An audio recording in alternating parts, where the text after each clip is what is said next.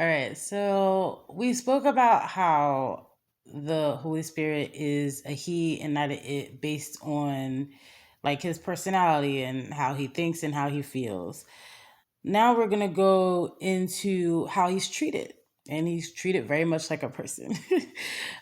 He's treated with disdain. He's treated like, pushed off to the side, and things of that nature, just like people are every day.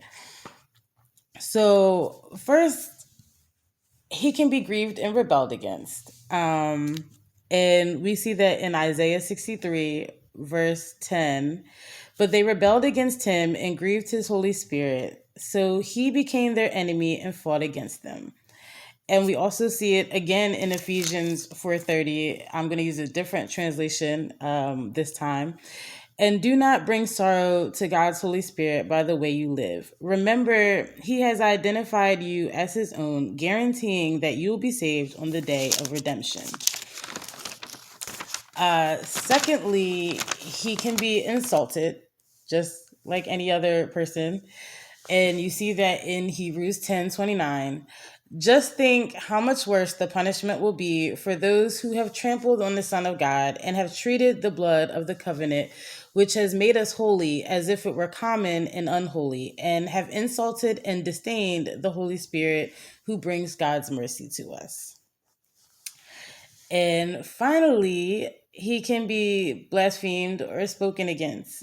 And you can see that in Matthew 12:31-32. So I tell you, every sin and blasphemy can be forgiven, except blasphemy against the Holy Spirit, which will never be forgiven. Anyone who speaks against the Son of Man can be forgiven, but anyone who speaks against the Holy Spirit will never be forgiven, either in this world or in the world to come.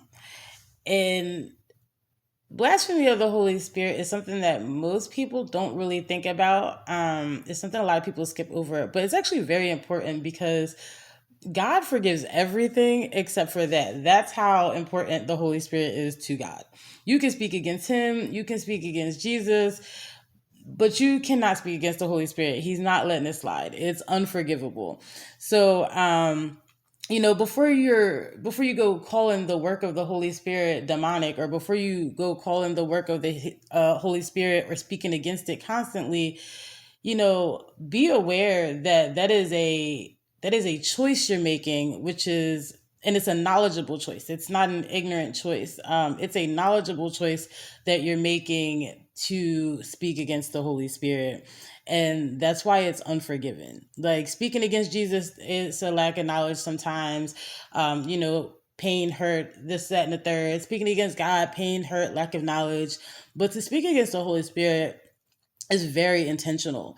So, you should be wary of things, especially if you aren't sure.